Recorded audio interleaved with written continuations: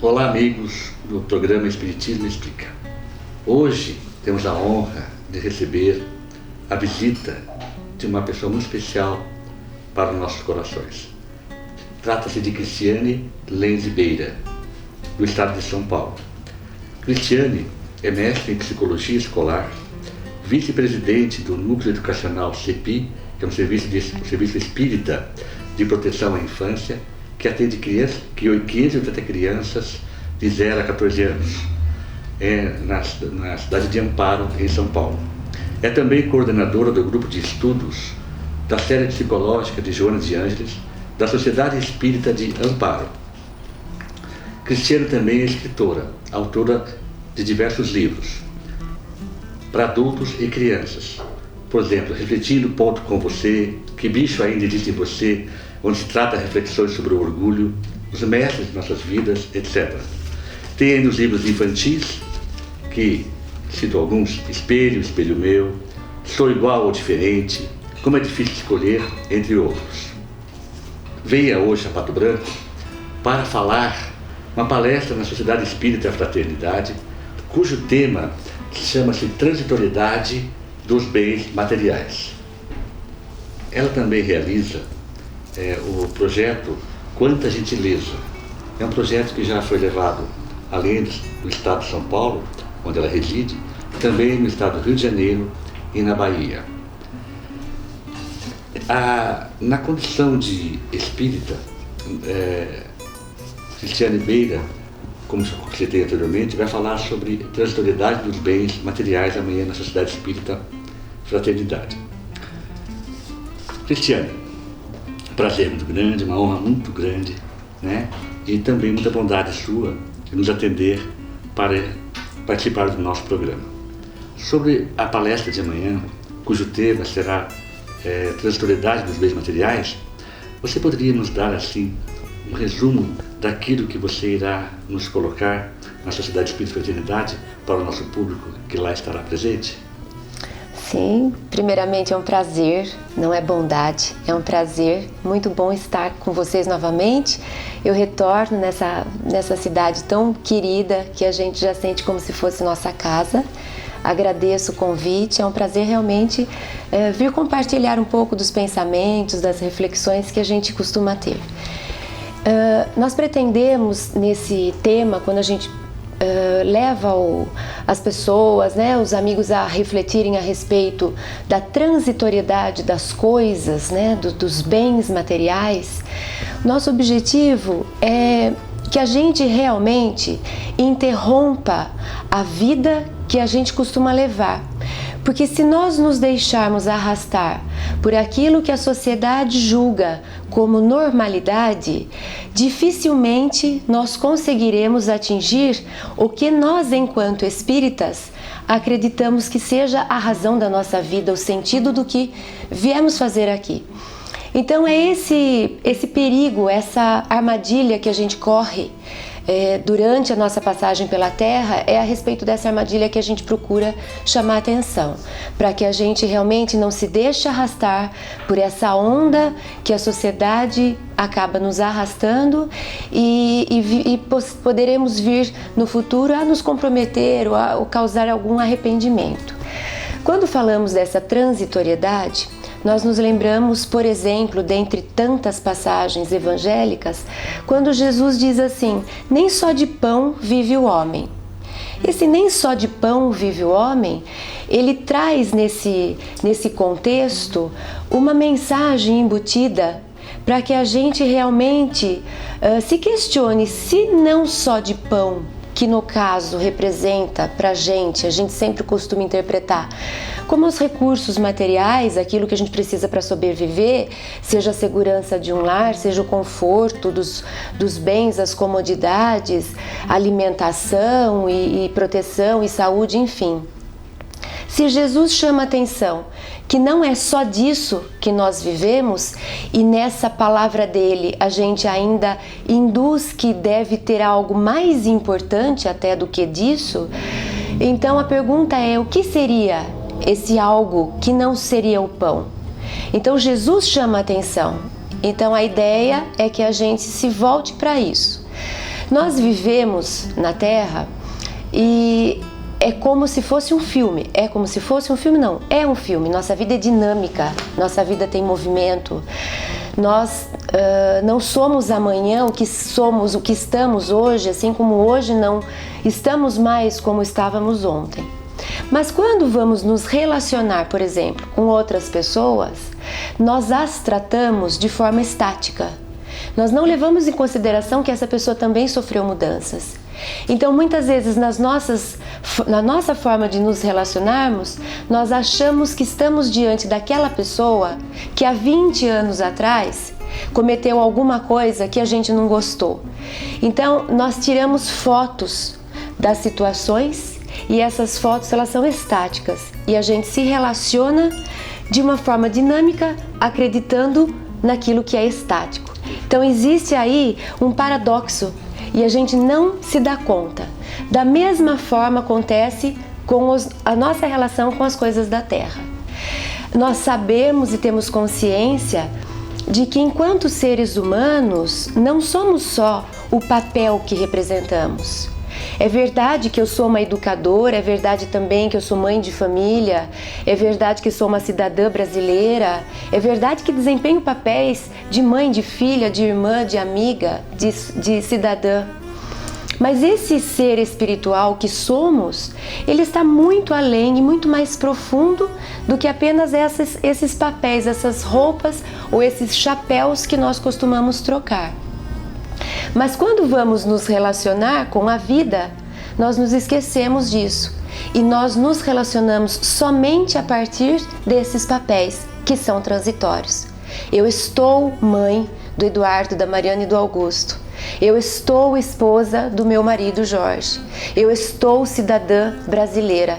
Eu estou educadora. Está minha amiga. Eu estou amiga do nosso querido Alain. Mas esse estar, ele é transitório, ele é passageiro. E apesar de continuar amando a todos que são do meu círculo, a verdade é que as coisas se modificam muito. E nós então deveríamos lembrar que essa vida, ela é muito mais do que a matéria que a gente consegue enxergar. Levando um pouco para a psicologia, nós podemos lembrar de Jung, quando ele trata, para analisar, efeito de estudo, analisar o ser humano, ele aborda o ser humano como ego e self, sendo que o ego é esse nosso administrador do nosso eu, e ele faz esse papel de nos intermediar com relação à vida prática. Então é quando eu digo que eu tenho um título de mestre ou de doutor, é esse ego que foi o responsável por me levar a adquirir esse título. Quando eu digo que eu moro numa casa que eu conquistei e essa casa é linda e é confortável, é esse ego que me fez sair de onde eu estava até conseguir adquirir aquele bem propriamente dito. Mas de fato esse ego, ele não passa de um administrador da nossa psique. O ser mais importante e o que é imortal e que se sobrepõe ou deveria ser realmente o dono da casa, o ego seria o administrador, o mordomo, mas esse dono da casa, que Jung trata por self, ele é o ser que deve viver. Então, quando eu me relaciono com a vida, eu deveria estar em harmonia. O self seria o condutor e se utilizaria do ego para viver. Então a visão seria sempre muito mais ampla, mais profunda. O título que eu vou adquirir é importante, mas ele não é o fim do sentido da minha existência. Ele é um meio de que o self progrida. Então a gente costuma dizer que para o self, se você for um gari ou você for um doutor da maior universidade do mundo, para o self pouco importa. O ego se importa com isso. Para o ego é muito diferente um caso do outro. Para o self ele vai ter experiências talvez mais ricas se ele estiver na rua recolhendo lixos e tendo que lidar com preconceitos. Talvez espiritualmente ali ele acabe até evoluindo muito mais do que se estiver protegido da sociedade, da vida como um todo. Muito provavelmente o ego vai se sobressair. O self não vai ter espaço. O ser imortal, ele vai ficar de lado. E nós vamos praticamente correr atrás na nossa vida das coisas materiais que passam, que ficam. E nós deixaremos de lado aquilo que realmente viemos para fazer. O self, ele precisa de experiências, ele precisa de sentimento. O self é sentimento, o self é pensamento, o self é riqueza intelectual, é riqueza afetiva. Esses são os verdadeiros tesouros da Terra. E muitas vezes deixamos de lado a família para correr atrás do dinheiro. Outras vezes não nos enriquecemos interiormente falando, porque estamos preocupados com o que a sociedade dita como norma, como normalidade. Então a minha intenção quando proponho essa reflexão é realmente levar as pessoas a despertar a consciência, a sair daquilo que alguns estudiosos tratam como se fosse a patologia da normalidade. Eles cunharam esse termo, um deles é brasileiro, Roberto Crema, chamando de normose essa patologia, de que o ser humano ele distorceu a razão do seu ser, ele perdeu o sentido da sua vida e acabou se envolvendo com conceitos, padrões, normativas que a sociedade criou e que elas são inexplicáveis para a saúde, para o bem-estar e para a felicidade. No entanto, toda a sociedade busca essas ilusões. Então eles vêm despertar a consciência. O que realmente é normal? É normal assistirmos novelas em que a família tem a imagem denegrida? É normal sairmos para dançar e aceitarmos músicas cujas letras depõem contra a figura feminina, por exemplo? É normal um pileque que passa dos limites? Mesmo que todos façam, jamais poderemos adotar como normal. Isso pode ser comum, mas o que é comum nem sempre é normal. Então o objetivo é despertar a consciência para que realmente trilhemos nosso caminho por aquilo que nós acreditamos e não por aquilo que a avalanche social nos leva. E um dos quesitos importantes se refere a essa história de sabermos colocar o valor das coisas que realmente ele tem. As coisas são valorosas, as coisas da terra são valorosas, mas elas têm um valor e muitas vezes nós superestimamos esse valor. Outras vezes, por conta disso, nos distanciamos e deixamos passar outras oportunidades, outros convívios, experiências que seriam muito mais ricas, mas que para o nosso conceito, porque seguimos a sociedade, elas não são tidas como realmente valorosas. Então, meu objetivo é esse, é despertar as consciências para que a gente se questione quanto da minha vida eu tenho dedicado aos valores que são imortais, quanto eu estou apenas preocupada com o pão que Jesus disse que não é tudo o que existe na vida. É mais ou menos nesse sentido.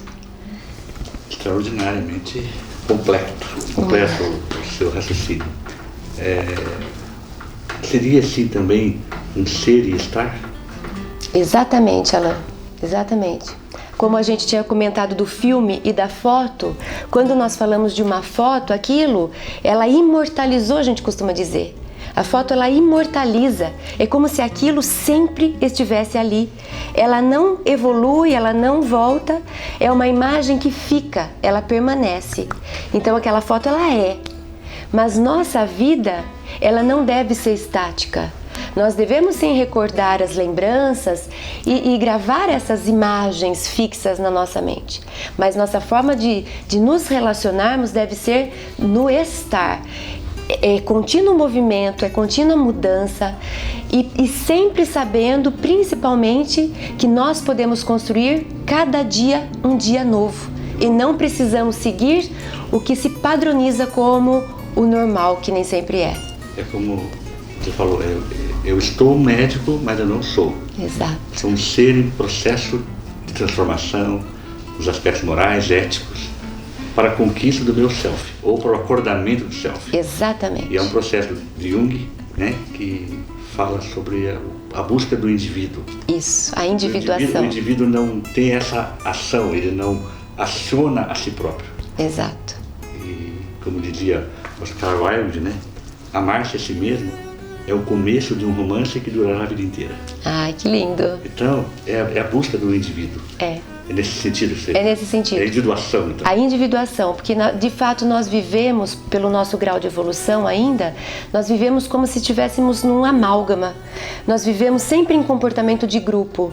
Ora, nós dependemos de pertencer ao grupo de amigos, porque não conseguimos conviver conosco mesmos.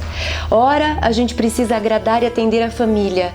Ora, o nosso apelo é para pertencer a um grupo do trabalho. O fato é que a gente vai mudando muitas vezes os nossos papéis e a gente se modifica junto, nesse sentido de, mas quem eu sou? Porque quem eu sou de verdade, eu não posso mudar de acordo com o papel que eu visto. Quem eu sou é o self, né? Quem eu sou é o self. O self, ele se veste de professor, ele se veste de médico, mas eu não posso, para cada lugar que eu percorro, eu não posso me modificar para atender aquele lugar, então eu não sou de verdade, eu não estou quem de fato eu sou. Eu estou tentando ser o que os outros são. E a ideia é buscar o si profundo. Realmente é um tema de grande reflexão, porque, como a Cristiana relatou muito bem, é uma busca do seu autodescobrimento, uma busca da sua interiorização, da sua internalização, para que se possa resolver os problemas seus. Não viver mais a massa amorfa da sociedade viciada nos costumes, né, e nos equívocos. Como asseverava o nosso querido Paulo de Tarso, né? Despertai, ó tu que dormes, levanta-te entre os mortos e Cristo te esclarecerá. É nessa abrangência que nós agradecemos, para encerrar esse primeiro bloco, nosso programa, essa belíssima abordagem que certamente trará reflexões profundas no coração dos nossos telespectadores, para que nós possamos então, juntos, em pensamentos uníssonos, tentar melhorar a nossa própria vida. E para isso, requer o nosso próprio esforço. Ser e estar. Ser normal, avaliar-se para realmente conquistar a sua própria luminescência. Vamos para os nossos comerciais e retornamos para o segundo bloco.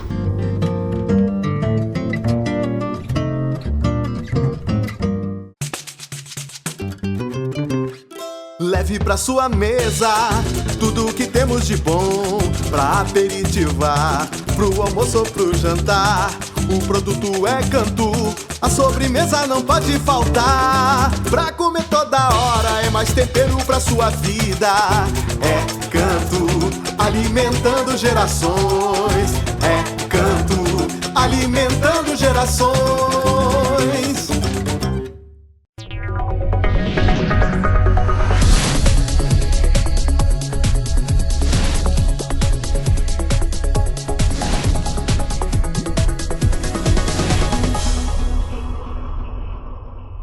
Fernando Vendrúsculo, psicólogo. Atendimento para adolescência, adultos e casais. Orientação profissional e plantão psicológico.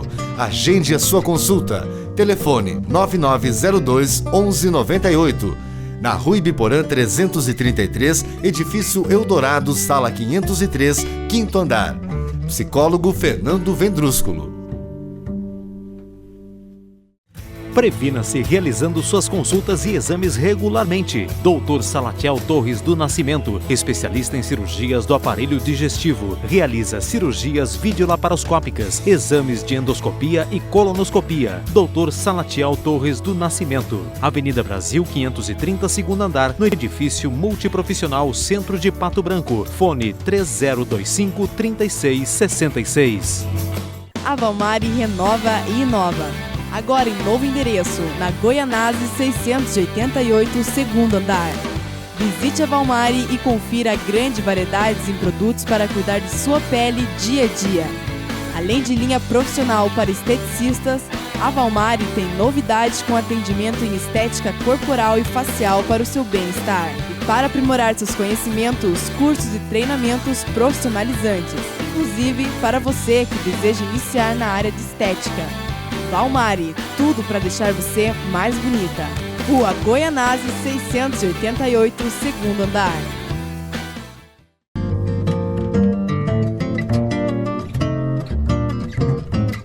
Olá, amigos do programa Espiritismo Explica. Voltamos então agora para o nosso segundo bloco, com a presença da nossa querida Cristiane Lenz Beira, né? Que eu chamei que é uma bondade e você falou que é um prazer estar aqui. As duas coisas são ótimas. Mas Thoreau dizia, bondade, investir em bondade é o melhor negócio que você pode fazer para você mesmo. Então, eu criei a bondade. E a bondade que você nos faz, nos presentear com a sua visita, o seu marido, o Jorge Beira, em nossa cidade, em Pato Branco, realmente é uma alegria. E para nós um investimento na sua bondade. Nós vamos falar agora sobre um outro tema. Aliás, é um tema, porque tanto a Cristiane Beira, o Jorge, nós mesmos, nós somos muito amigos do Divaldo Pereira Franco, o extraordinário médium baiano, e conhecido internacionalmente. E ele, sabendo que a Cristiane vinha para cá dar uma palestra sobre a espiritualidade dos bens materiais, ele disse para ela assim, mas aproveita, fala sobre o seu projeto que você realiza em São Paulo, Rio de Janeiro, na Bahia, o projeto Quanta Gentileza. E fala sobre a gentileza para os patobranquenses. Aliás, eles chamam a patobranquenses de Patópolis, e nós de Pato. Nós temos que reagir a esse baiano. Vamos então atender o pedido, né, Cris? Se você puder nos auxiliar, ele pediu para você repassou e eu estou entregando de volta. Falar sobre isso, né? Esse projeto que você realiza, né, de Quanta Gentileza, tente nos explicar assim o que é esse projeto e fazer e alinhavar o que realmente está alcançando na intimidade das pessoas. Pois não. Então, Alain, realmente eu acredito na frase de Thoreau, que eu já estou recebendo aqui, esse bumerangue, de me sentir tão acolhida. É realmente um prazer e a bondade de vocês me atenderem. Esse projeto, conforme você disse, Divaldo até sugeriu para a gente aproveitar a oportunidade para abordá-lo aqui. A gente costuma dizer que quando o nosso trabalho ele está em sintonia com o universo, é porque ele está em sintonia também com a gente. É como se a gente conseguisse descobrir aquilo que a gente veio para fazer, né? Aquilo que eu sou, retomando a conversa. E é interessante que quando a gente consegue esse alinhamento, parece que as coisas fluem e tudo dá certo, e a gente precisa de pouco, quase nenhum esforço. Esse projeto, que eu não considero da minha autoria, ele me faz parecer que é algo desse tipo que aconteceu, porque parece que tudo foi confabulando a favor, de modo que ele tem vida própria. Mas, de fato, a gente percebendo, porque lidamos com crianças, no braço social da nossa sociedade espírita, lidamos com a educação. E durante o nosso trabalho, nós percebemos a falta realmente da gentileza. E uma vez abordando uma criança a respeito, ela me disse assim, mas o que é gentileza? Então nessa hora eu percebi que a gente precisava realmente retomar um pouco o assunto. Então a nossa proposta foi realmente estudar a gentileza. E quando vamos estudar a gentileza, pelo nosso viés espírita, nós chegamos a uma conclusão de que assim como a gratidão para ser praticada, ela requer uma série de outras virtudes, porque para você ser agradecida, você deve ter paciência, praticar o perdão, a benevolência, a compaixão. A gentileza, ela também necessita que nós disparemos diversas outras virtudes. A gente precisa recorrer a praticamente todas as virtudes se quisermos ser gentis no nosso dia a dia. Então, para ser cordial, eu vou ter que ter paciência com essa pessoa, às vezes comigo mesma, outras vezes eu vou precisar tolerar alguma diferença. Então, se eu quiser de fato me tornar uma pessoa gentil, eu vou precisar recorrer a essa gama de virtudes. Então, acho que isso é uma coisa interessante desse projeto, porque apesar de a gente dizer apenas gentileza, nós dentro dela estamos nos referindo a diversas outras nuances de como sermos realmente fraternos, solidários, empáticos e tudo mais.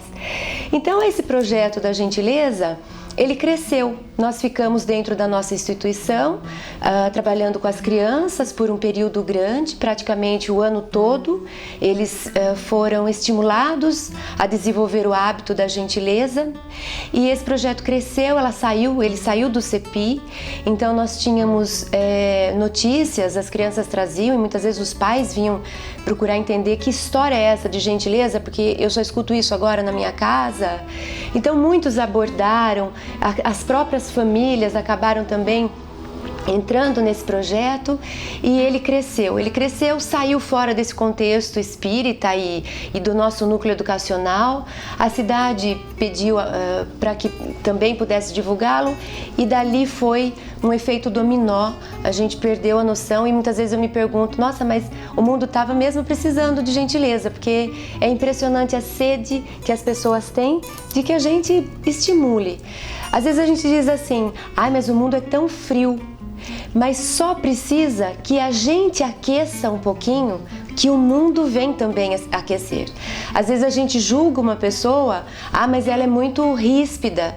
Talvez seja porque você também esteja oferecendo essa rispidez. Então muitas vezes basta que a gente mesmo dê esse primeiro passo para que a outra pessoa se desmonte, se desarme e aceite também a gentileza. O fato é que nós costumamos deixar para o outro. Sempre alguém deve fazer, o mundo está perdido. Então a proposta é essa.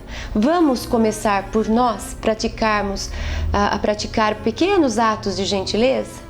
Para isso, a gente levou as crianças a pensarem a respeito de si próprios, se são gentis consigo mesmos, a respeito do ambiente onde estão. Porque nós vamos hoje, por exemplo, para o cinema, e é impressionante quando a gente vai embora, se alguém costuma olhar, pelo menos em São Paulo é assim. Quando a gente olha, parece que passou um furacão por aquele lugar. Você não imagina o que aconteceu para ter tanta pipoca e tanta sujeira. Então, até nesse ponto, essa gentileza de cuidar do ambiente, isso é ser cristão. Isso é você se importar não só consigo, mas com o lugar onde você está, com a pessoa que vai ser responsável por limpar, agradecer. Então as crianças entravam no refeitório e antes de se servir, elas iam até a cozinha acenar para a merendeira, acenar para a cozinheira, agradecendo pelo alimento. São coisas tão simples, tão singelas, mas que enriquece tanto o ambiente. O clima, não tenha dúvida que se transforma. Então, a nossa vida passa a ser mais prazerosa, a cordialidade entre as pessoas, às vezes no ambiente, as próprias funcionárias da nossa instituição começaram também a esses pequenos gestos, afetuosos, cordiais. Então todo um clima foi gerado de mudança e de transformação. E em todos os outros lugares onde a gente levou o projeto, o retorno é o mesmo. As pessoas se encantam e é como se fosse um simples despertar, um convite que a gente leva. Por isso que eu digo, as pessoas querem, mas a gente não sabe como retomar essa coisa do tempo mais antigo, quando a gente sentava nas calçadas para bater papo com o vizinho. A gente perdeu isso por causa do tamanho das cidades, da correria, mas o fato é que o ser humano, ele é o mesmo, ele ainda traz no seu mundo íntimo a sensibilidade, a afetividade. Então basta às vezes que a gente dê esse primeiro passo, que a gente ofereça um gesto gentil para que a gente também colha nessa lei desse retorno a gentileza em nossas vidas. Então é mais ou menos nesse sentido, de estimular, convidar para que a gente saia um pouco da correria. De novo, é um despertar da consciência, porque a gente se envolve com as coisas do dia a dia e a gente se afasta das pessoas e a gente cobra muito dos outros, mas a gente sai do ambiente espírita e na primeira esquina xinga o vizinho, o carro vizinho porque não deu a vez. Então nós separamos muito os ambientes e a ideia é, vamos arrastar para onde quer que estejamos, vamos levar junto as virtudes. E a gentileza é como se fosse um alerta. Seja gentil, e nesse seja gentil eu vou acionar qual virtude eu preciso para nesse momento praticar a gentileza. E aí a gente acaba contagiando. Gentileza gera gentileza. Interessante. É como se fosse uma psicologia da gratidão. Exato. Você está incutindo a gente incute nessa busca de ser gentil, a fazermos com que a gente consiga psicologicamente agradecer pela exatamente, vida, pelo existir, exatamente. pela forma de ser. E isso também é um processo psicológico de prestar atenção em si mesmo. Porque como é bom agradecer alguém que está nos servindo, ou limpar a sala de cinema, como você disse, né?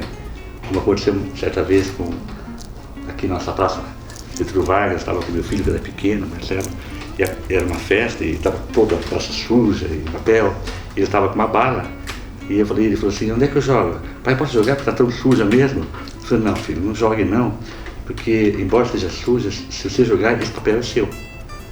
Faça assim, né? Cuide da sua, faça a sua parte.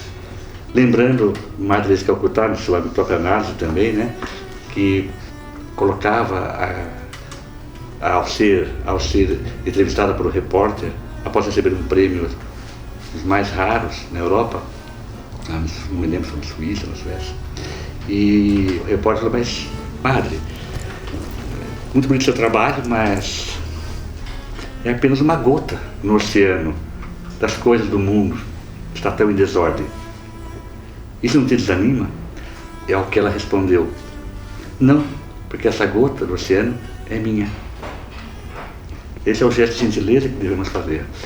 É uma colocação e um projeto extraordinário. Tomara que realmente possa ser expandido e trazido para as escolas, para as crianças, para toda a sociedade como um todo, para que possamos realmente fazer valer a mudança no mundo.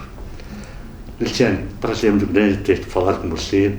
Insisto na bondade. E queria muito que você encerrasse para nós, deixando uma mensagem, como diz Divaldo, para Patópolis, e para os patos, uma mensagem otimista, uma mensagem de renovação e de paz nesses tempos tão turbulentos que vivemos, ao mesmo tempo que agradecemos aos telespectadores, né, pela oportunidade da audiência e convidamos para o próximo programa. Foi um prazer estar com vocês, poder desfrutar um pouquinho desse clima tão gostoso dessa cidade tão acolhedora. Eu deixo como mensagem, uma mensagem que tenho usado para mim na minha vida pessoal, para que a gente, usando as palavras do próprio Alain, para que a gente preste mais atenção na gente mesmo. A gente tem esse costume, esse hábito, que não é muito saudável, de prestar atenção fora. Nós temos sempre com a atenção focada no mundo exterior, olhando o que as pessoas fazem, olhando o que as pessoas dizem a respeito da gente, olhando o que as pessoas têm ou deixam de ter, olhando o que está na moda. Nosso olhar é sempre muito focado para o mundo exterior.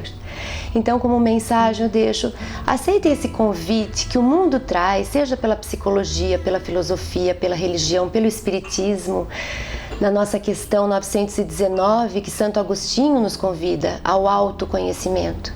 Então, que fique aqui esse convite. Olhe para si. Você, antes de amar o mundo, antes de mudar o mundo, antes de melhorar a vida, tudo começa em você. Então, cuide de você, se ame, se encontre, se conheça, preste atenção em você, para você descobrir esse self, esse ser imortal, maravilhoso, com potencial para ser um verdadeiro Deus e está aí esperando ser despertado. Obrigada. Então, muito obrigado, Cris, pela sua presença. Volte logo, insista lá com o Jorge, é uma questão de gentileza. Agradecemos mais uma vez aos telespectadores do programa Espiritismo Explica, aos telespectadores da TV Atual e convidamos então a todos para o nosso próximo programa. Muito obrigado.